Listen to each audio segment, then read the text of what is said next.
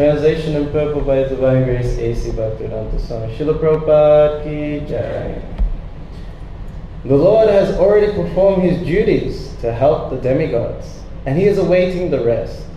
You Pāṇḍavas may wait as long as the Lord is here on earth. Purport. The Lord descends from His abode, Kṛṣṇaloka, the topmost planet in the spiritual sky, in order to help the demigod administrators of this material world when they are greatly vexed by the asuras, who are envious not only of the Lord but also of His devotees. As referred to above, the conditioned living beings contact material association by their own choice, dictated by a strong desire to lord it over the resources of the material world and become imitation lords of all they survey. Everyone is trying to become an imitation god. There is keen competition amongst such imitation gods, and such competitors are generally known as asuras. When there are too many asuras in the world, then it becomes a hell for those who are devotees of the Lord. Due to the growth of the asuras, the mass of people who are generally devoted to the Lord by nature, and the pure devotees of the Lord, including the demigods in higher planets, pray to the Lord for relief. And the Lord either descends personally from His abode or deputes some of His devotees to remodel the fallen condition of human society or even animal society. Such disruptions take place not only in human society but also among animals, birds, and other living beings, including the demigods in the higher planets. Lord Śrī Kṛṣṇa descended personally to vanquish asuras like Kaṁsa, Jarāsandha and Śiśupāla, and during the reign of Mahārāja Yudhiṣṭhira, almost all these asuras were killed by the Lord. Now He was awaiting the annihilation of His own dynasty called the Yadu-vaṁśa, who appeared by His will in this world. He wanted to take them away before His own departure to His eternal abode. Nārada, like Vidura, did not disclose the imminent annihilation of the Yadu dynasty, but indirectly gave a hint to the king and his brothers to wait till the incident happened and the Lord departed. Kamagyanandasya gyanana shalakya chakshamitam yena tasmai Śrī Gurave Namaha Śrī Chaitanya Manovistam Stapitam yena Bhūtale Swayam Rupa Gadamayam Yadati Swavidantikam Panchakapatirubhischa Kripasindhuvyavacha Patitanam Bhavnebhyo Vaishnavyo Namo Namaha Jai Śrī Kṛṣṇa Chaitanya Prabhu Nityananda Shri Advaita Gadadhara Shivasari Gauda Bhaktarinda Hare Krishna Krishna Krishna Hare Hare Hare Rama Rama Rama Hare Hare. So Krishna descends out of His compassion for the fallen living entities in this material world. This material world is like a prison, and your material body is your prison suit. And you could say the family you're born with is your prison cellmates. So prison is not a place of happiness. Abrahma bhuvanaloke punavatana arjuna mamupetra kunteya punajamna vidyate. Krishna says in the Bhagavad Gita that from the highest planet of the material down to the lowest are all places of misery. Why? Because of repeated birth and death take place. So even though you may have a good situation and everything works out fine, you get the job, you get the degrees, you make the money, you have the nice kids, they become doctors. Everything becomes good, but still, death has to come and take it all away. You come naked and you go naked. You can't hold onto anything, any position in this material world. So Krishna doesn't want us to be in such a position. Krishna wants us to be happy. Krishna doesn't do anything for our distress, for our unhappiness. He only does things for our happiness. It's very hard to understand to see that many people are blaming God. Well, if God exists, why did He do this to me? Why me? we may ask ourselves. But a prisoner doesn't like the government or the police. The prison is for rectification, to make a criminal into a law-abiding citizen. So similarly, we are not law-abiding citizens of the law of God, of the law of the cosmic manifestation. We need to be rectified, and that's why we're in the material world. So Krishna, he has many assistants. So in the material world, there are those called demigods. So it's just like in the government, you have like the king and he has many ministers. So you see in this government, we have like a minister for health, we have a minister for finance, a minister, even there's a sports minister. So many portfolios required for running the whole country. So similarly in this universe, there needs to be someone in charge of all the water, all the air, all the fire. There's even the demigod in charge of blinking of everyone's eyes. He's in charge. It's not by your control. We're under control by these demigods. Imagine you couldn't blink your eyes. What happened? Your eyes dry out. So you can see, apparently there's even a demigod in charge of bowel movements like this. So, yes, we have demigods like Agni Dev, he's in charge of fire. There's a demigod in charge of the water, Varuna. There's a demigod in charge of all the wind and air that passes in the world. So, Krishna doesn't do it himself, he's too busy enjoying. So there's others called demigods, they help, they're empowered by the Lord. And they try to assist the Lord in trying to make sure everyone goes back to Godhead. They're considered devotees.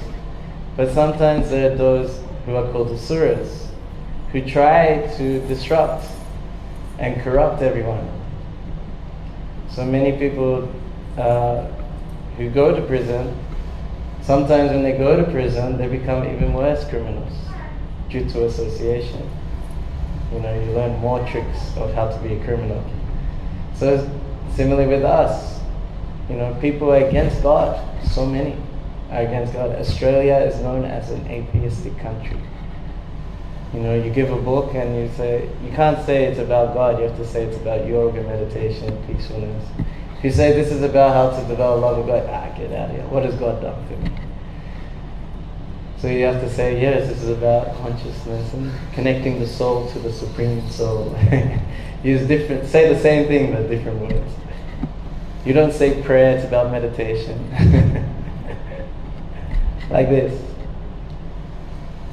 So in the prison house of this material world, people are against the supremacy of God.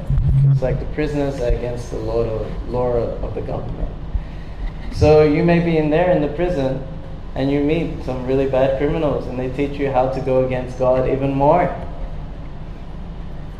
So similarly, the demigods are worried about this. That no, this is the wrong situation here. We have to get rid of this, but we can't do it ourselves. So they ask Krishna himself. And how it's very interesting how it was done when Krishna last appeared. So there is a demigod in charge of this earth. Her name is Bhumi Devi. And she took the form of a cow and went to the person in charge of this universe called Brahma. He has like 4 heads. And he went to him and he said, there's too many asuras, demons, very strong criminals against Krishna. And they're taking over the earth. They're becoming kings and politicians. I cannot get rid of them. So then Lord Brahma got all the demigods and they went to a planet called Svetadvip. And there's an ocean of milk. So here we have the ocean of salt water, but there's an ocean of milk. And at this ocean of milk, the Lord is lying on a bed, a snake bed.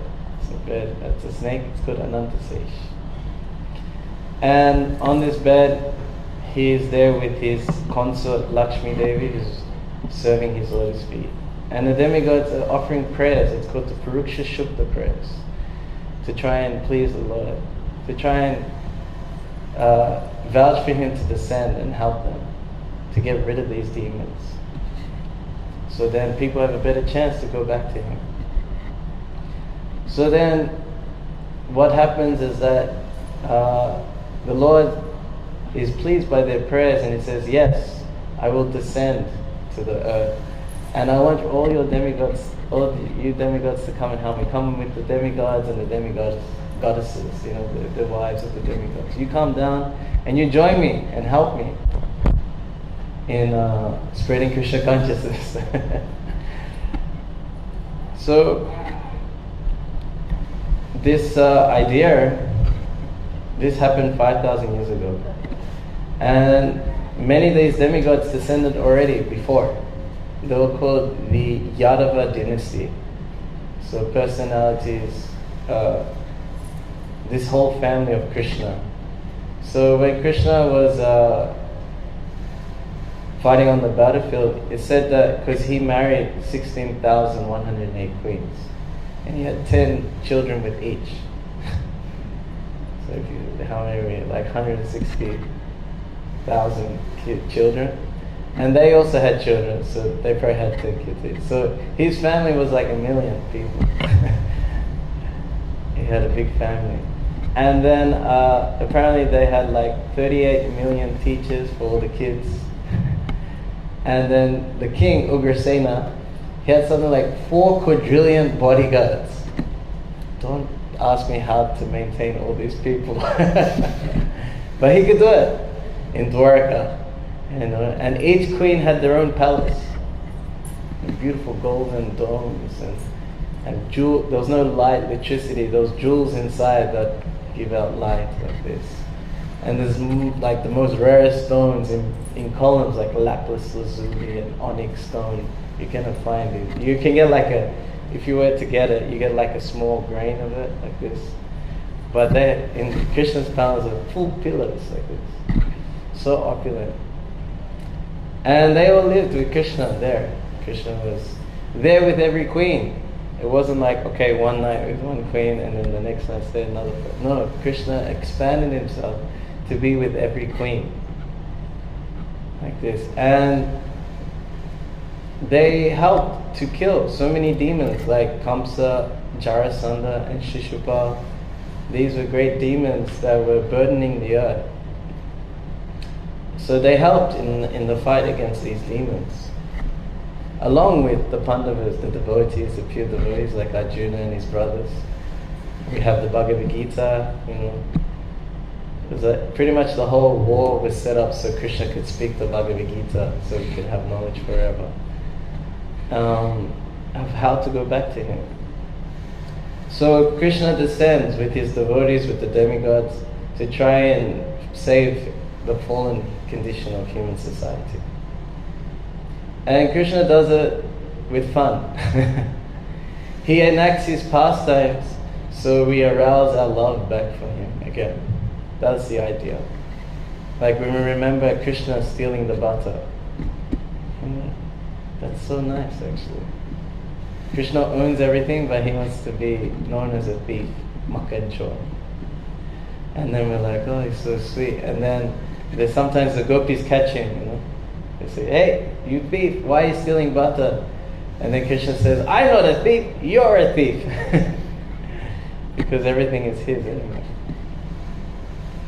Or when we see Krishna, he gets in trouble by Mother Yashoda because his friend said, oh, Krishna ate dirt. And then Mother Yashoda's like, what? He ate dirt? And then Krishna says, no, they're trying to play politics on me because, I'm leaving early before the fun has reached this peak, and now they're trying to get me in trouble. And then Yashoda says, no, but your brother Balaram is also saying. And he's like, oh, you don't believe me. Then your Mother Yashoda says, okay, Krishna, then open your mouth. And Mother Yashoda looks inside, and what does she see? She sees the whole universe, all the planets, the stars, the galaxies, everything, all the elements, all the living entities, all inside Krishna's mouth. And then inside his mouth, she sees herself looking inside Krishna's mouth again. And then she sees again into that, and it just goes again and again like this. So it's a real trip. And then she's wondering, oh no, am I going crazy? Is there some insanity in my family? No, my family doesn't have some insanity. Is it the demigods playing tricks on me? No, I'm just a village lady, I have my village and I just milk the cows and make milk sweets. No, that couldn't be true. And then she started thinking again, oh no, maybe Krishna's the Supreme Personality of Godhead. Oh no, I've created so much offense. I tried to hit him with a stick, I scared him so many times, I'm carrying here and there. Oh no, so much offense. And she started thinking, oh no, he's God. And then Krishna didn't like this.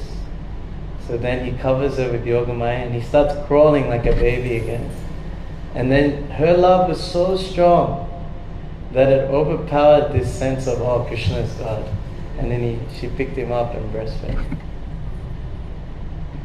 So then we think this way, we see how amazing Krishna is, how much love he has for his devotee. And through this pastime, he taught the philosophy of Achintya Abeda Beda Tattva. This inconceivable, simultaneous one and difference. So many people, they think that, they say, okay, it's all one. This whole thing, the whole manifestation combined, that's God. It's all one. You combine everyone, everything like a blob, that's God. And we don't agree because we have simultaneous one and difference. So everything's inside God. We saw the whole universe inside Krishna, but he also has his separate existence. He's different from it. So he's one with everything. At the same time, he's different. So everyone thinks it's like God, everything that's equal God. No, we see that there's everything, which is God, but then God has his separate existence where he does things and has fun.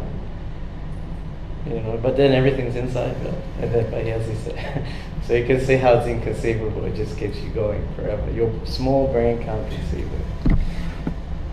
Just from that pastime, we can get so much knowledge. So Krishna is doing this out of fun. Killing Kaṁsa is such an amazing pastime. He comes to the kingdom of Mathura, and Kaṁsa's in charge, with the coward boys. And what do? Just like any boys do, they cause trouble. I don't know if in Australia, I don't know if they still do it in Australia, but like some boys, when they're bored, they kick bins over, or they hit litter boxes with a cricket bat or something. Go hooning, yeah. They're just bored and they just cause problems, make noise. So yes, Krishna and the cowboys started doing this, And they go to a cloth merchant. And he's like Kaṁsa's cloth merchant. He looks all nice up. And then Krishna goes, hey, give us the cloth.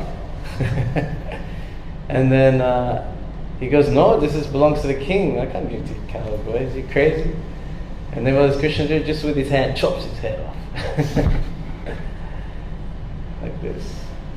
And then they see this old hunchback woman, and she's carrying like essential, nice, fragrant oils for Kaṁsa.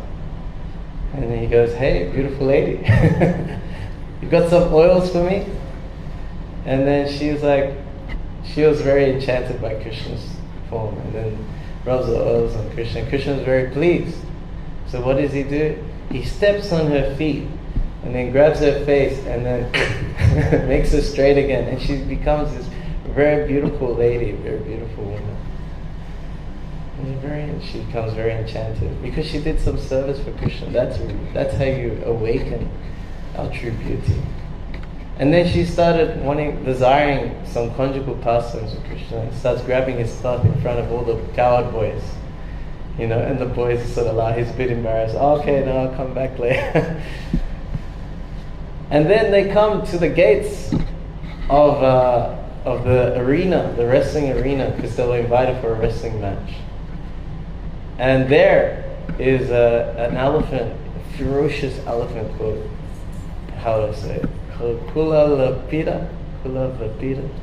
How to say it? The name of the elephant? Kṛṣṇaloka. It's a very ferocious elephant. And he was supposed to be there to kill Krishna and Balaram. Yeah. This one was crazy elephant. And you know how Kaṁsa got this elephant? So one day, this elephant belonged to another king named Jarāsandha. And it went loose. I don't know if you've ever seen a video of a crazy elephant going loose. Maybe you've seen it on the internet. You know, the elephant's there, it just starts rolling over everything, smashing cars, you know, killing people, throwing people in the air like this. So this was like specifically designed for like battle. It's like the most powerful elephant. And it ran into the kingdom of Kaṁsa. Kaṁsa's so powerful, he just picked up the elephant and threw it all the way to the other kingdom of Jarāsandha. And then Jarāsandha saw this elephant, he's like, whoa, who did this? He's like, oh, Kaṁsa. Oh, okay, nice to make an ally with him. So how does he make an ally with him?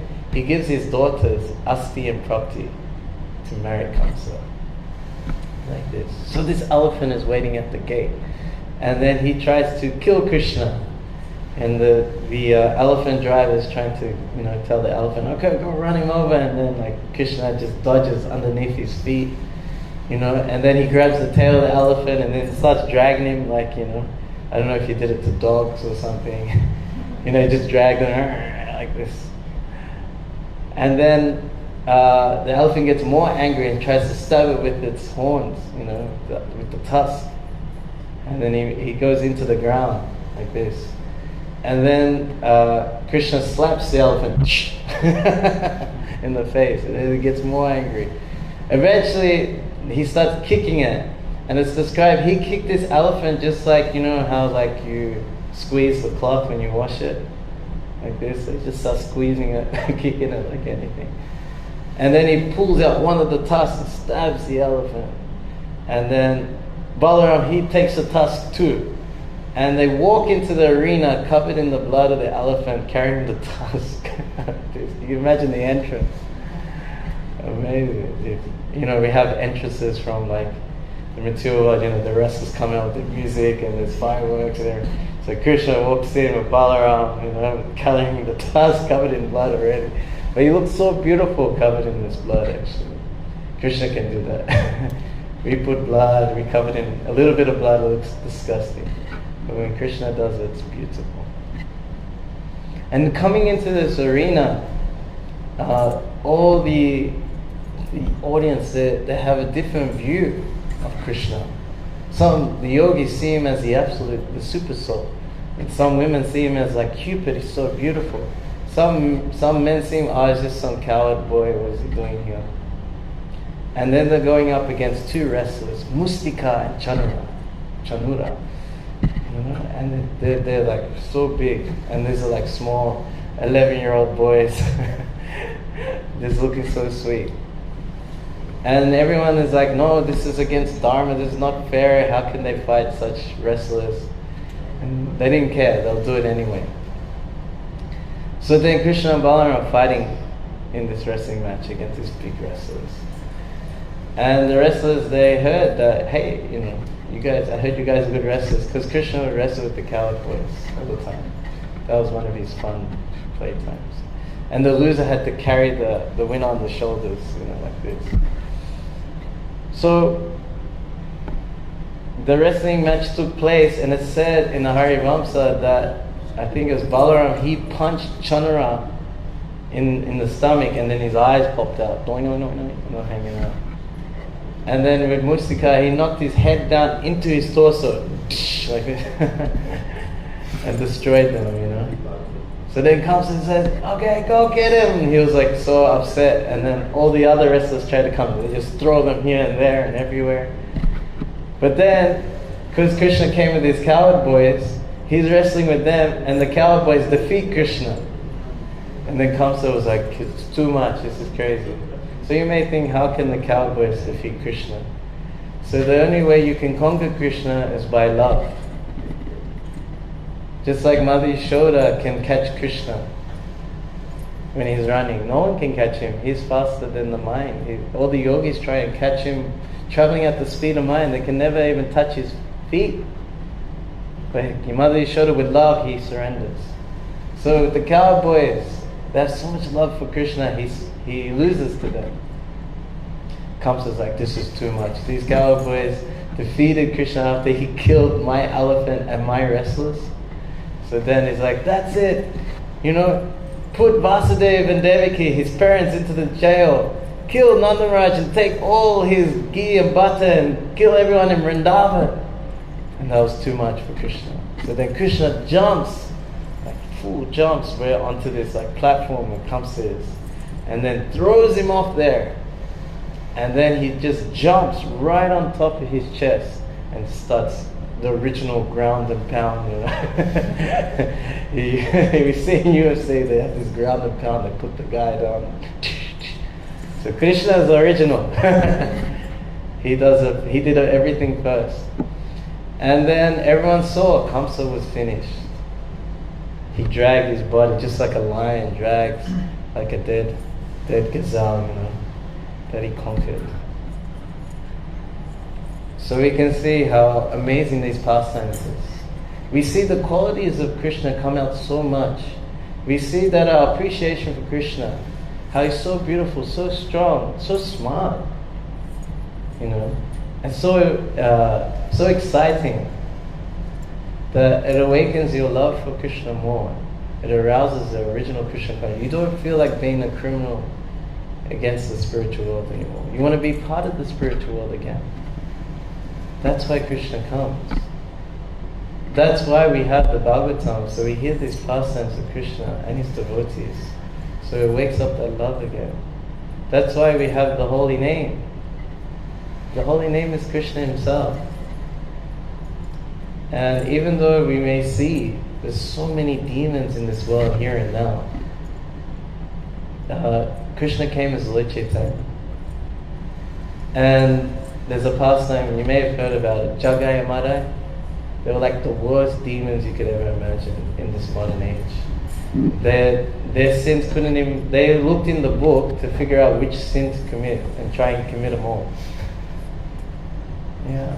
And then there's a person named Yamaraj, he's taking account of everyone's activities. So he has a scribe, an assistant, Chitragupta. He couldn't even keep up with them, with their accounts of how many sins they were committing. Terrible things, burning houses on fire, rape and killing people, drinking and all these things. They were doing everything. So the Lord Nityananda, his only mission is to prove to everyone that Lord Chaitanya is the most merciful incarnation. He says, okay, I'm helping Lord Chaitanya. If I deliver them, the most fallen, the most simple people, then Lord Chaitanya's name will be known everywhere as the most merciful. So he tries to go and deliver them. And what do? They go with Harinam, with all his associates, to Jagai Mara. And then Jagai Mara is like, what is this noise? What are you doing, you crazy guy? Sometimes you see in circles, you stupid guys, get out of here. So it's kind of like that, but 1,000 times more.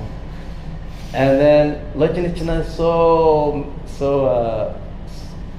humble. He's like, Jagai, please chant the holy name. And then Jagai, they're drinking wine, they have wine in a pot, and he smashes Lord Nityananda in the head with the wine bottle. Imagine with a bottle, like this. Nityananda is fall to the ground, he starts bleeding. Blood is coming from his head. And then word gets to Lord Chaitanya. Jagai, they hit Nityananda in the head, now he's bleeding. Lord Chaitanya goes straight to the scene and he gets his disc, it's called a Sudarshan Chakra, and he uses it for cutting the heads off the demons. So he's ready to cut their heads off. Then Lord Nityananda falls at the feet of Lord Chaitanya. He says, "No, my Lord, no, don't do this. Don't do this." You know, because if you to kill Jagai Mat, these people now, you have to kill everyone. Everyone's sinful in Kali Yuga. Everyone is fallen.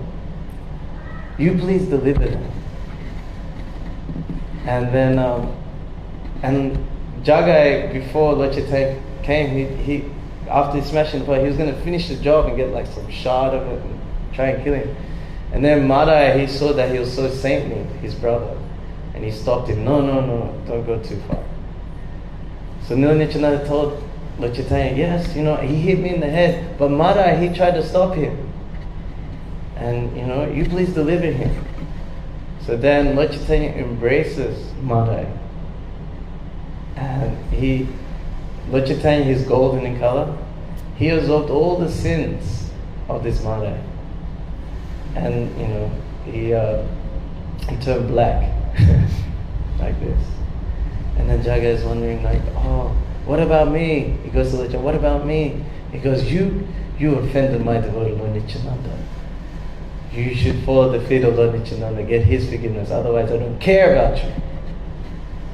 And then he falls at Lord Nityananda's feet, please forgive me, you know, please deliver me. And he goes, of course, you know, you just surrender to Lord Chaitanya, chant the holy name. And then Lord Chaitanya embraced him too. And then he was fully black with all the sins. And the whole universe saw this. And then they started Harinam, they started Kirtan on the spot. Started dancing like crazy. And then millions of people just appeared. Actually, all the demigods. Lord Shiva came down as this naked sannyasi. They have Kumbh Mela, you see the Nagababas, the all naked sadhus like that. So he appeared with these long dreadlocks, naked, and he's dancing in the Kirtan, in the Harinam. And then all the demigods came to descend in this amazing Harinam. It was like a universal event. That this most simple got delivered. And on top of that, they're experiencing love of God. So Lord Chaitanya has come down not to kill the demons themselves, but to kill the demoniac mentality by doing Harinam Sankirtan. That's why, and Lord Chaitanya doesn't come alone. He comes with the Panchatattva, he comes with all his associates. He sends Srila Prabhupada, and now his followers are delivering us. And now we're a part of that, Lord Chaitanya's mission. We're in the pastimes of the Lord now, just by being part of this movement. This is the Gaura Lila. That's why you can go back to Godhead in this lifetime. So just by engaging in Lord Chaitanya's service, you get everything you need. The pure heart, the humility, the knowledge, and most important, the love for Krishna. So that's why we're reading the books. That's why we come in the morning and hear the Bhagavatam, the pastimes of Krishna. That's why we chant the holy name. This is all part of being in the spiritual world, here and now. Here and now we are liberated from the material prison. It has no effect on us, here and now, when you're hearing and chanting about the glories of the Lord. So our practice is try to do that 24/7. And to do this morning program that's established by Srila Prabhupada, that sets your day up. We're doing it once a week, it'll set your week up. Because the things that you do in the morning is very powerful. You know, this Mangalarati is like it should be an hour and a half before sunrise, but the sun gets up pretty early. But Prabhupada instituted it everywhere. And those who are serious in spiritual life, they want to really taste Krishna consciousness, to really relish their relationship with Krishna. They do these practices in the early morning. And you'll find that in any spiritual tradition. In Islam, they have morning prayers. In Christianity, they do things early morning. Jesus Christ even suggested this. The Buddhists have this. And even if you want to be materially successful, all the millionaires, they all wake up early to do their activities. So if you want to be really efficient, just materially, it's beneficial. What to speak of spiritually? So I'll stop here. If you have any comments or questions, you can ask.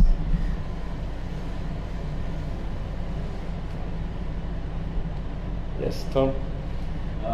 We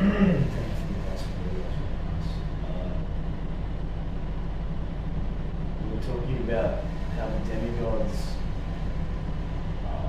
have a lot of play over like what's happening and things in the material world. At what point is it our free will that's actually changing things that are happening in the world? If it's all just like a big play of Krishna, where does it draw the line of like people's free will, like their soul's free will? Yeah, this is a classic question. If Krishna is in control of everything, he knows past, present, and future, then where's my free will? If he knows I'm already going to do it, then where's my free will? Yeah. So I'll answer with the free will is, the free will is very small. We are part and parcel of Krishna. So Krishna is supremely independent. So us being a part and parcel of him, we have the same qualities of Krishna but a very small quantity. So he has supreme independence. We have independence on a small level. How do we exercise our independence is whether we're going to decide to serve illusion or Maya or serve Krishna. That's where it lies. So that can be done in any situation. Every moment you go, am I going to serve illusion or am I going to serve Krishna? What am I doing now? I don't know. Let me serve Krishna. Hare Krishna, Hare Krishna. Just start chanting. Chanting is always available. Krishna is available in the form of his holy name. The darshan is not always available. The temple is not always available. But the holy name is always available. So that's how we exercise our independence. Did I cover the whole question? Yeah.